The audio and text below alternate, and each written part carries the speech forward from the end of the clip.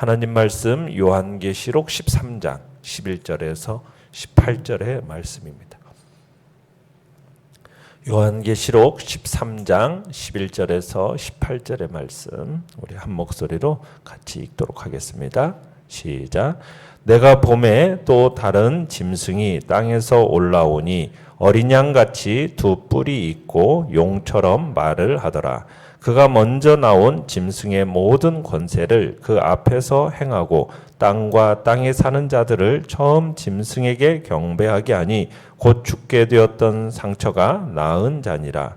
큰 이적을 행하되 심지어 사람들 앞에서 불이 하늘로부터 땅에 내려오게 하고 짐승 앞에서 받은 바 이적을 행함으로 땅에 거하는 자들을 미혹하며 땅에 거하는 자들에게 이르기를 칼에 상하였다가 살아난 짐승을 위하여 우상을 만들라 하더라.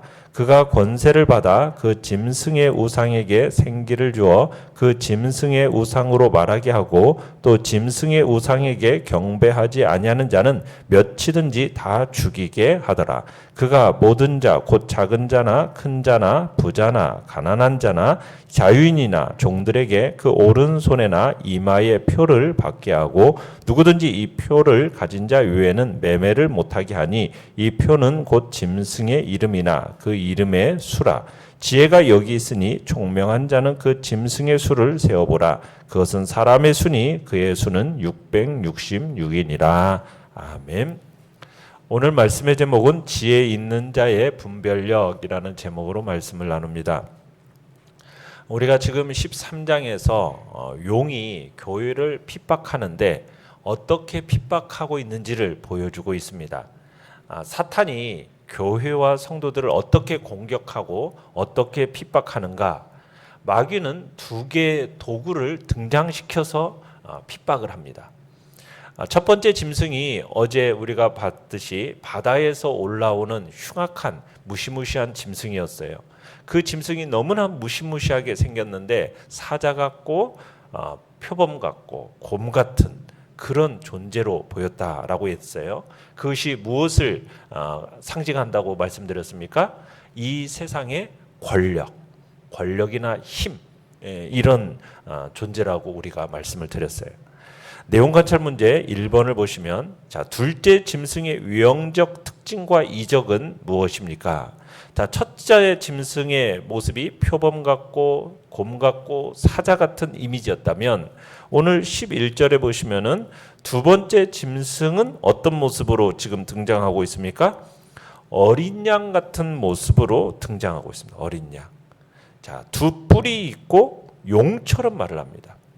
자, 이 두 번째 짐승도 첫 번째 짐승과 같이 권세를 가지고 있고 또 이적을 보이기도 합니다. 어떤 이적까지도 보입니까? 13절에 보면 사람들 앞에서 불이 하늘로부터 땅에 내려오게 하는 그런 이적도 행합니다. 자, 이 두 번째 나오는 도구, 어린 양같이 생겼다. 바다에서 나온 짐승과는 완전히 다른 모습이죠. 바다에서 나온 짐승은 표범 같고 곰 같고 사자 같았어요. 땅에서 나온 짐승은 그런데 어린 양처럼 어떻게 보면 인자한 모습을 보입니다. 순하게 보입니다. 착하게 생겼어요. 해라는 것은 도무지 끼치지 못할 것 같이 생겨 보였어요. 그런데 말은 11절에 보면 말은 뭐처럼 말을 하더라? 용처럼 말한다 그랬어요. 용처럼 말한다. 용처럼 말한다라는 것은 무슨 얘기겠습니까? 용은 사단이라고 그랬어요. 사탄은 어떤 말을 하는 존재입니까? 거짓말을 하는 존재. 거짓말. 그러니까 생긴 것과는 다르게 거짓말을 일삼는다라는 거예요. 너무나 합리적이고 공평한 것 같이 이야기하는데 그 속에는 거짓과 미혹이 가득한 말을 쏟아내고 있는 존재라는 얘기죠. 어린 양같이 올라와 가지고 지금 용처럼 말하면서 12절에 보면은 어떤 일을 해가고 있어요? 첫 번째 짐승, 그 처음 나온 그 첫 번째 짐승에 경배하게 합니다. 이게 두 번째 짐승의 교활함인데요. 초점을 자기에게 안 맞추게 하고 첫 번째 짐승에게 초점을 맞추게 하는 거죠. 첫 번째 짐승을 경배하게 하고 예배하게 만드는 겁니다. 그러니까 두 번째 짐승이 나와서 첫 번째 짐승을 아주 멋있게 이미지 메이킹 시켜주는 거예요. 그러니까 그 일을 위해서 두 번째 짐승이 무엇을 하고 있느냐? 13절에 보시면은 큰 이적을 사람들 앞에서 행하는 거예요. 불이 하늘로부터 땅에 내려오게 하는 겁니다. 사람 앞에서 기적과 기사가 나타나는 겁니다. 부인할 수 없는 증거를 막 들이대는 거예요. 능력과 기적과 막 힘들을 보여주면서 사람들의 논리와 이성을 마비시켜버리는 거죠. 너무나 확실한 물증을 보여주니까 사람들의 영혼을 노략해버리는 겁니다. 빼앗아가버리는 일들이 일어나게 되는 거예요. 왜냐하면 뭐 눈에 보이는 현상들이 막 나타나고 그것이 동원되니까 사람들의 그 건강한 이성들을 마비시켜버리는 겁니다. 그러니까 사람의 이성이라는 것은요, 한번 이 기적을 한번 딱 맛봐버리면은 이성은 마비돼 버립니다. 더 이상 논리나 이성을 가지고 생각할 수 없게 돼버려요. 그리고는 오로지 그냥 그 기적에 매몰되어 버리는 거거든요. 이게 사람의 모습이에요. 근데 두 번째 짐승이 그런 중요한 역할을 해버리더라는 거예요. 자, 내용 관찰 문제 2번입니다. 둘째 짐승의 핍박의 내용은 무엇입니까? 자, 둘째 짐승은, 첫 짐승은 우리가 어제 봤는데 과장되고 신성모독적인 비방을 했는데, 두 번째 짐승은 뭘 하느냐면 14절을 보시면은 세상을 미혹하는 거죠. 세상을 미혹하는 거예요. 땅에 거하는 자들, 땅에 거하는 자 미혹해가지고 그 다음에 뭐 합니까? 짐승의 우상을 만들어 섬기게 합니다. 자, 이 짐승은 또 어떤 일을 하느냐? 16절, 17절에 보면은 표식을 받게 합니다. 우리가 요한계시록 7장 3절로 4절에서는 하나님께서 자기 백성인 표식, 이마에 인치는 장면을 우리가 봤었는데, 오늘 본문에서는 그 짐승의 추종자들에게 표식을 준다는 거예요. 그러면서 이 표식이 없으면 17절에 가보면 뭘 할 수 없도록 만듭니까? 매매를 못하게 만들어요. 상거래를 할 수 없도록 만든다는 거예요. 자, 지금 두 번째 짐승의 무서운 것은 뭐냐면 증거를 가지고 사람들의 영혼을 노략질한다는 겁니다. 기적을 보이고 놀라운 능력을 막 행하니까 사람들의 영혼이 노략질 당하는 거예요. 뭐 논리와 이성이 한번 기적을 맛보면은 이건 마비가 돼버려서 더 이상 논리적으로 생각하지 못하는 게 인간인데, 한번 그런 일을 딱 당하고 나면은 사람들의 마음이 그게 혹 해버리는 거예요. 그러면서 땅에 거하는 자들에게 그 노략질을 해놓으니까 딱 뭐예요? 칼에 상하였다가 살아난가 짐승을 위해서 우상을 만들려고 하는 거죠. 그리고는 그 우상을 만들더니 어떻게 하느냐? 15절에 보시면 그가 권세를 받아서 그 짐승의 우상에게 뭘 주고 있습니까? 생기를 주고 있습니다. 생기를 주고 있습니다. 이게 마귀는 모방의 천재. 누구를 지금 흉내내고 있는 겁니까? 하나님 흉내를 내고 있는 거죠. 하나님이 흙으로 사람을 만들어서 그 속에 생기를 불어넣으시니 생명이 되었다고 하신 그 말씀처럼 이 짐승이 우상을 만들어가지고 그 속에 생기를 불어넣는 거죠. 무생물 같은 게 생명체처럼 막 움직이면서 사람들을 미혹시키는 겁니다. 거기에다가 말까지 하는 거예요. 허상이에요. 근데 그 허상 속에 뭐가 들어가는 거예요? 그 안에 생기가 들어가니까 사람들의 눈을 속이는 일들이 막 일어나는 겁니다. 참, 요즘에는 무슨 사람도 아닌 것이 사람인 채 하는 일들이 뭐 허다하게 일어나죠. 그리고 사람들이 그것에 막 열광을 합니다. 여러분들이 알고 있는 뭐 이미지로 사람인 것처럼 했고 그 사람에다가 이름까지 부여하고 그 사람도 아닌 것이 막 노래를 하고 춤추고 그것을 영상으로 보면서 사람들이 그것에다 열광을 해. 막 이런 일들이 지금 오늘날도 일어나는데 지금 뭐 그런 비슷한 일들을 지금 얘기되어지는 거죠. 그러니까 둘째 짐승이 올라와 가지고 지금 온갖 이적과 기사를 행하면서 사람들의 마음을 막 빼앗아 가는 겁니다. 사람들의 마음을 빼앗아서 이제는 첫 번째 짐승을 경배하게 만드는 거예요. 권력을 향해서 경배하게 만드는 겁니다. 자, 그러면서 권력을 향해서 경배하게 만드는데 어떻게 하냐? 표를 받아서 경배하게 만드는 거예요. 근데 그 표는 누가 받아요? 누가 받아야 돼요? 16절에 보면 모든 사람, 작은 자나 큰 자나 부자나 가난한 자나 자유인이나 종들 모두에게 무차별적으로 이 표가 요구되는 겁니다. 자, 만약 이 표를 안 받으면 어떻게 된다고요? 17절에 얘기하는 것처럼 매매가 못 타요. 상거래가 안 돼요. 경제적인 타격을 받습니다. 경제적인 제재를 받도록 만드는 거예요. 여러분, 사람이 제일 무서워하는 게 뭡니까? 제일 쩔쩔매는 게 뭐예요? 다름 아닌 경제적인 거예요. 경제적인 거예요. 그러니까 사람들이 이 경제적인 타격을 받으면 심각하게 입으면은 사람들이 쩔쩔맵니다. 다 포기해버려요. 자기가 주어졌던 것들을 다 포기하고 그 경제적인 것들을 붙드는 것이 사람이에요. 그런데 지금 이 표식을 안 받으면 그 경제적인 타격을 심하게 입히는 일들을 해버린다라는 거예요. 여기서 인을 친다, 표를 받는다. 여러분, 이게 무슨 의미겠어요? 표를 받게 한다고 하니까 뭐 직접적으로 뭐 손에다가 뭐 우리가 뭐 666 표시 무슨 뭐 바코드 뭐 이렇게 손에다가 받는다 뭐 이런 의미를 하는 게 아니죠. 지금 마귀가 하는 것은 하나님 흉내 내고 있는 거예요. 하나님께서 앞에서 어떤 일을 행하셨어요? 자기 백성들의 이마에 인을 치는 일을 하셨잖아요. 여러분들의 이마에 그러면 하나님이 인 치셔서 이마에 지금 뭐 도장 찍힌 게 보입니까? 안 보이잖아요. 그게 다 영적인 것이고 상징적인 거잖아요. 마찬가지예요. 이 짐승의 표라는 것도 마찬가지입니다. 이마에 손에 받는다라는 것도 지금 자기 거라고 하는 표시를 지금 마귀들도 하고 다닌다라는 거예요. 그러면서 지금 마귀 것이라는 것을 보여주는 게 뭐예요? 지금 생계를 잇고 생활하고 생업을 수행할 수 있는 허가를 지금 받는다라는 거죠. 이 땅을 살아가면서 사회적인 지위, 신분 이것을 보장받는다라는 거예요. 짐승의 표가 상징하는 것.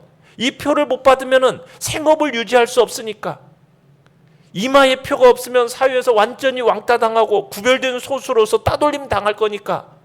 그러니까 이제는 자꾸 사람들이 뭐예요?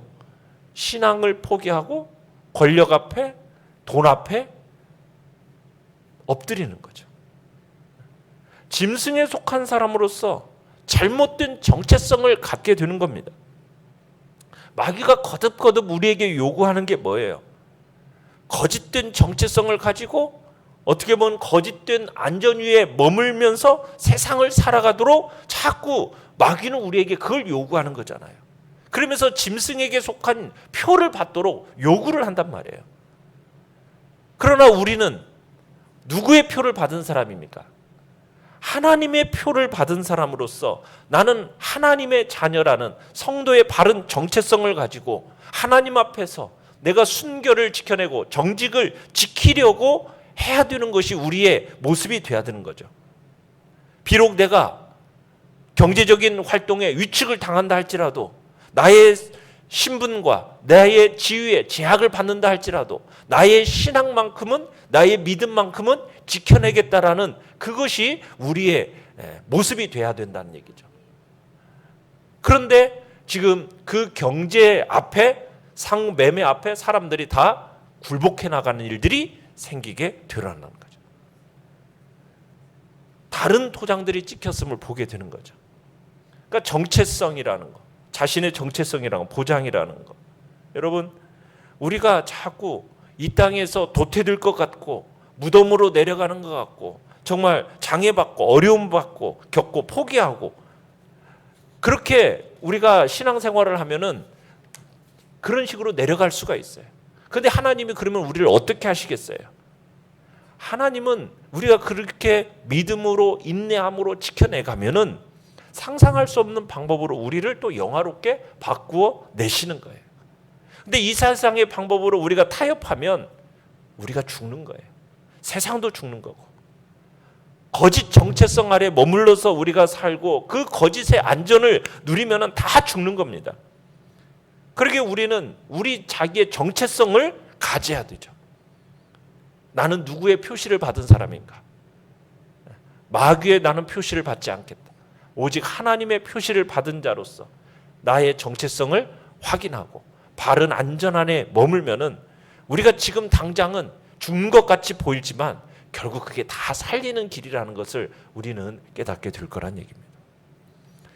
연구와 묵상 문제 3번입니다. 이 어린 양처럼 생긴 짐승이 상징하는 세상의 권세는 어떤 것이겠습니까? 자, 이 두 번째 짐승을 16장, 19장, 20장에 가보면 뭐라고 말하고 있느냐?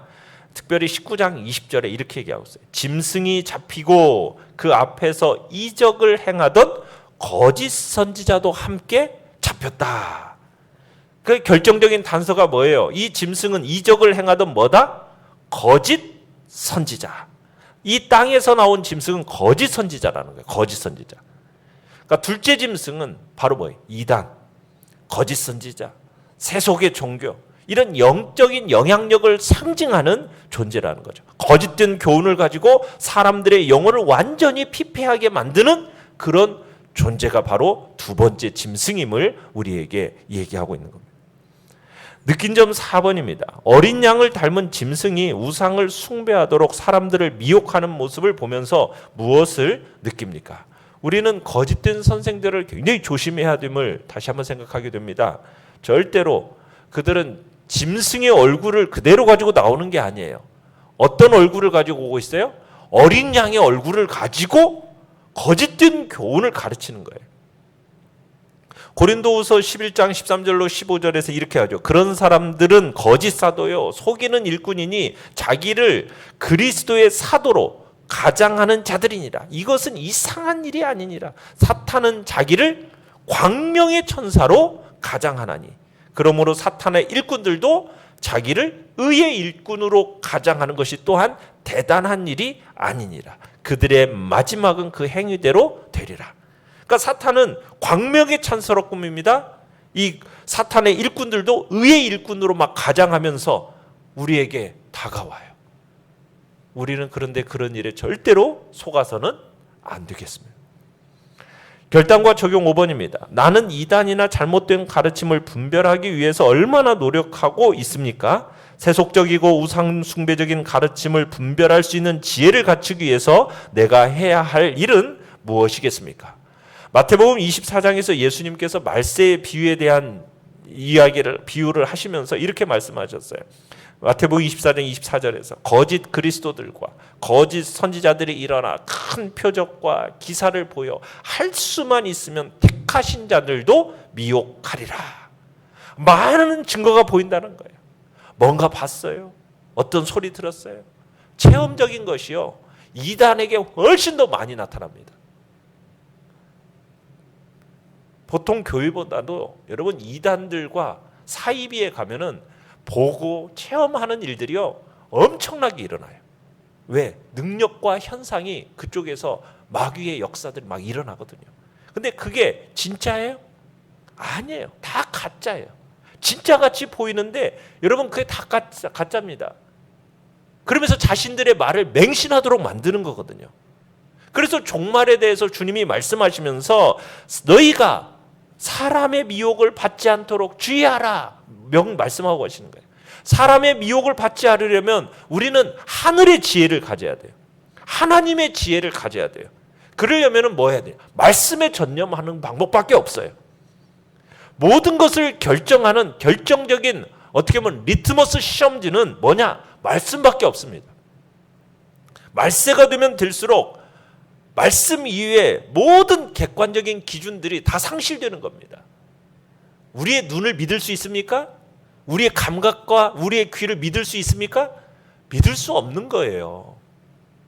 오직 믿을 것은 객관적으로 하나님이 우리에게 주신 말씀밖에는 믿을 게 없는 겁니다. 하나님께서 자신을 직접적으로 계시하여 주신 진리, 하나님의 말씀, 여기에 우리가 전념해야 이 미혹이 가득한 시대 속에서 우리가 살아남을 수 있게 되는 겁니다. 오늘의 기도 같이 읽겠습니다. 시작. 내 마음을 주장하는 것이 세상적 가치가 아니라 주님의 인정과 상급이게 하소서. 아멘. 말씀을 생각하면서 기도하시고요. 연약한 우리의 지체들을 위해서 기도해 주시기 바랍니다. 하나님께서 긍휼과 자비로 또 우리의 삶 속에 역사하시고 투르키예 지역과 시리아 지역 위에 하나님의 긍휼과 자비의 역사를 주시도록 위해서 기도하며 오늘 금요기도 이후에도 하나님의 풍성한 역사와 다가오는 주일 가운데도 하나님의 역사를 기대하면서 기도해 주시기 바랍니다.